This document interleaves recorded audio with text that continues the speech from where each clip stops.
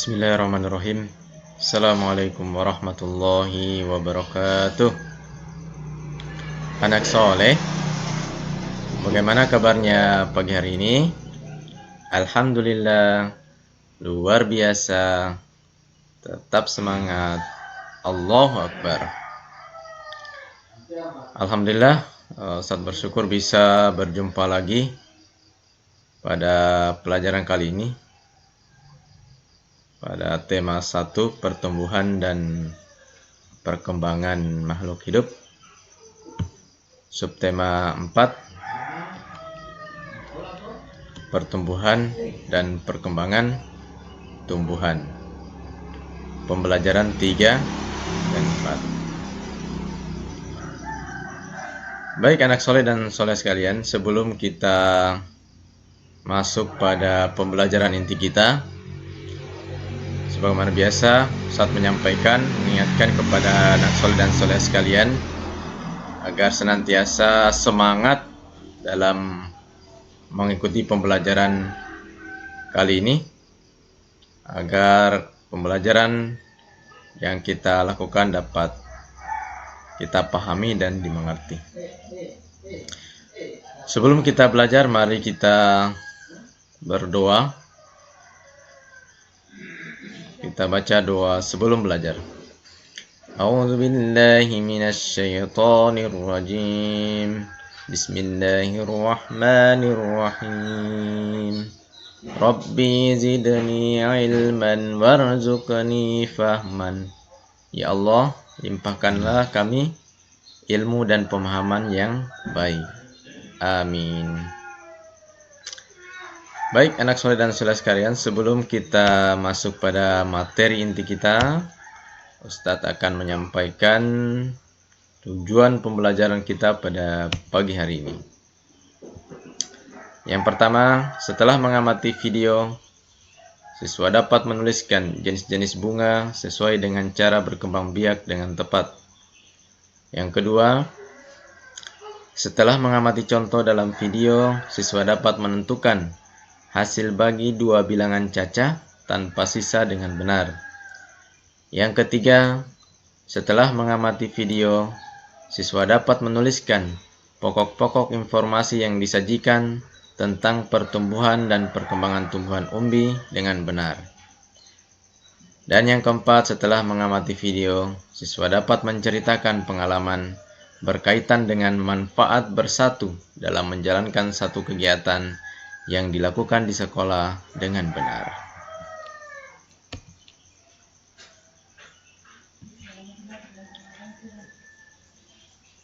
Baik anak soleh dan soleh sekalian, pada kali ini kita akan mempelajari tentang bagaimana pertumbuhan dan perkembangbiakan bunga. Perhatikan di layar. Di sini bunga nasional Indonesia. Jadi kita akan lihat bunga nasional Indonesia itu bagaimana. Kita lihat dulu pengertian daripada bunga. Bunga adalah bagian dari tumbuhan. Bunga ini diperlukan dalam proses perkembangbiakan sebagian tumbuhan. Bunga nasional adalah bunga yang dapat mewakili karakteristik sebuah negara. Misalnya Belanda terkenal dengan bunga tulip. Nah, di sini Indonesia memiliki 3 bunga nasional, yaitu bunga melati, anggrek, dan rafflesia. Nah, di sini ada 3 gambar. Ada bunga rafflesia. Ini bunganya berwarna merah. Kemudian anggrek. Ini identik dengan bunga yang berwarna ungu. Kemudian ada bunga melati. Nah, di sini bunganya berwarna putih.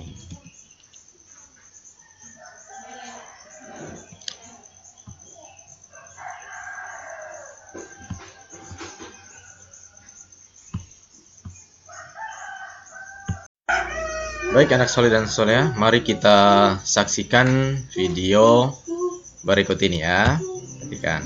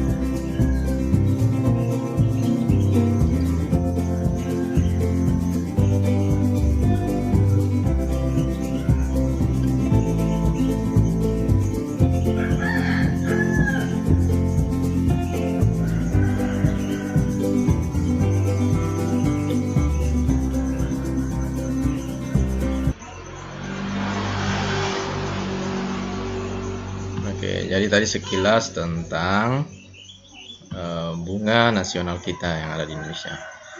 Oke, sekarang mari kita perhatikan lagi materi kita. Sekarang kita akan membahas tentang pembagian. Perhatikan contoh berikut ini. 141 dibagi 3. Anak soleh dan soleha mungkin sudah tahu cara menyelesaikannya. Sekarang perhatikan cara menyelesaikan pembagian berikut ini. 141 dibagi 3. Oke. Cara yang kita lakukan adalah kita akan mencari pembagian yang mendekati ataupun yang habis membagi. Nah, di sini kita gunakan angka 14 dulu. 14 dibagi 3. Nah, karena 14 dibagi 3 tidak ada angka yang bisa habis membagi, maka kita gunakan angka yang bisa mendekati hasilnya 14. Nah, di sini kita dapatkan 4. 14 dibagi 3 kita dapatkan 4. 4 dikali 3 itu hasilnya 12. Nah, kalau kita gunakan angka 5 anak soleh dan soleha pasti hasilnya lewat dari 14, sehingga yang mendekati adalah 4.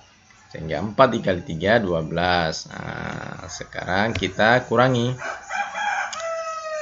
14 dikurang 12, dapatnya 2.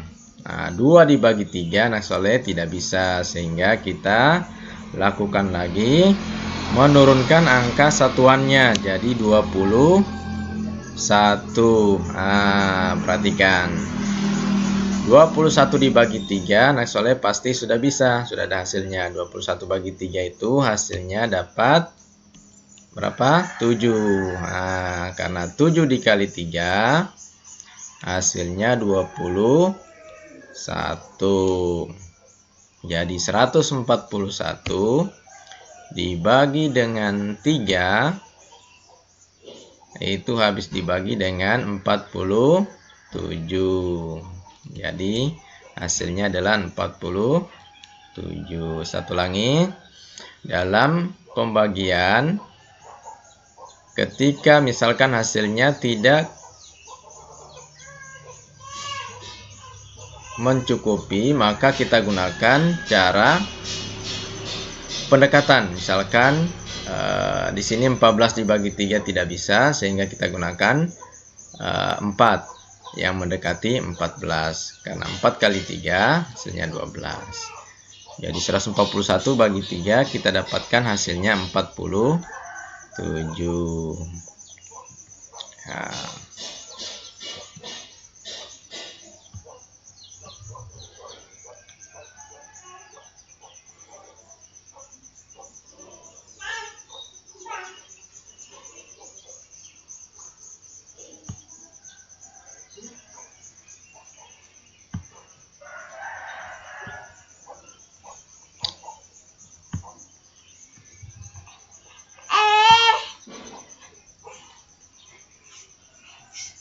oke, baik anak soleh dan soleh sekalian, sekarang kita masuk pada perkembangbiakan tumbuhan dengan umbi.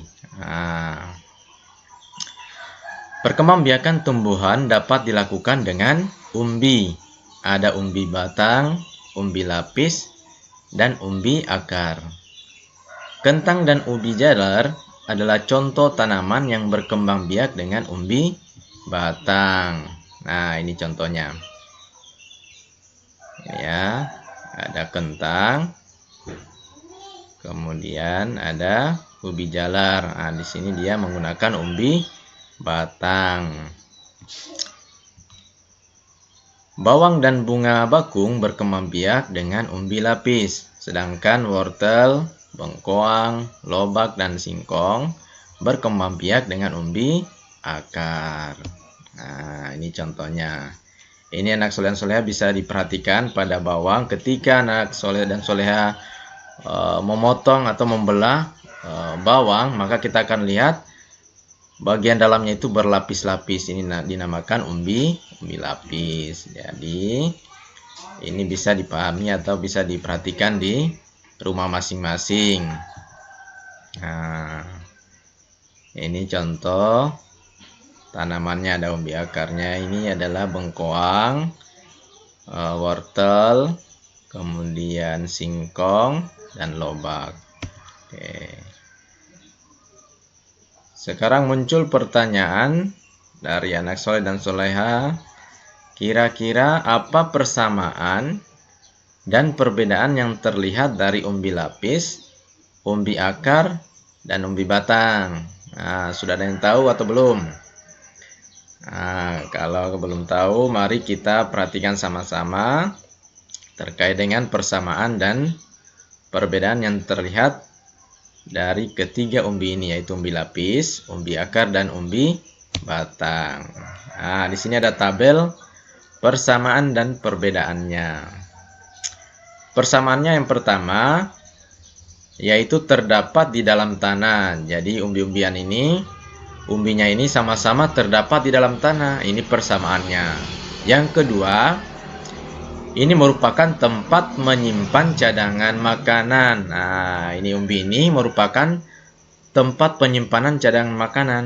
Nah, kemudian yang ketiga adalah dapat digunakan sebagai alat perkembangbiakan. Nah, umbinya tadi itu dijadikan sebagai alat perkembangbiakan. Nah, bagaimana dengan perbedaannya?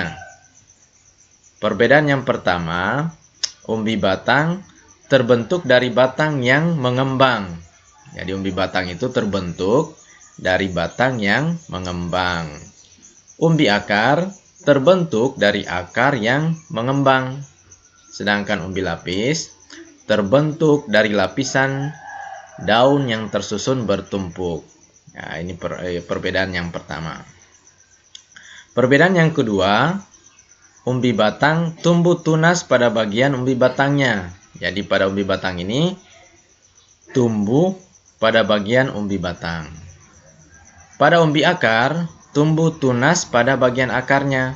Nah, ini perbedaan yang kedua. Sedangkan umbi lapis tumbuh tunas pada bagian pangkal daun. Jadi tunasnya itu tumbuh pada pangkal daunnya. Kemudian perbedaan yang ketiga adalah pada umbi batang akarnya itu adalah akar tunggang. Nah, akarnya adalah akar tunggang ini. Kemudian pada umbi akar akarnya itu adalah akar serabut. Kemudian pada umbi lapis akarnya juga adalah akar serabut. Inilah persamaan dan perbedaan dari umbi batang, umbi akar, dan umbi lapis. Persamaannya ada 3. Ini terdapat di dalam tanah, kemudian tempat menyimpan cadangan makanan, kemudian dapat digunakan sebagai alat perkembangbiakan. Ini perbedaannya ada 3 juga. Nah, bisa dipahami ya, anak soleh dan soleha di rumah.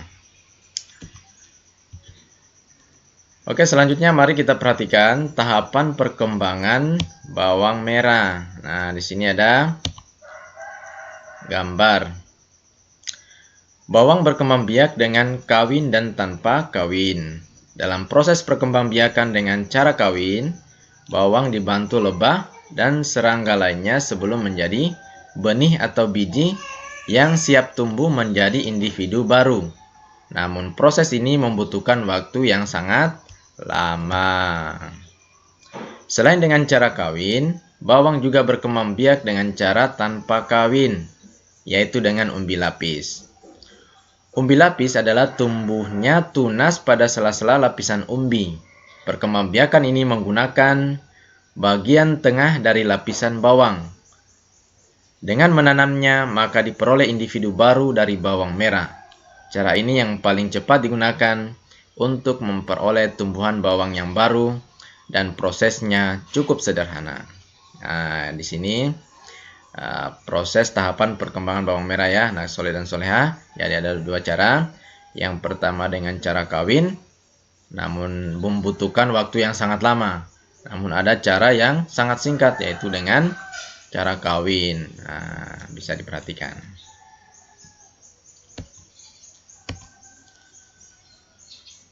Oke, menanam umbi batang atau singkong tergolong mudah. Nah, mungkin anak soleh dan soleha pernah melihat batang ataupun pohon daripada singkong atau ubi kayu. Nah, cara penanamannya itu sangat mudah. Kita tinggal memotong batang tersebut lalu menanamnya. Nah, tunggu beberapa hari maka kalian dapat melihat daun tumbuh dari batang tersebut. Nah, soleh dan soleha bisa mencobanya di rumah.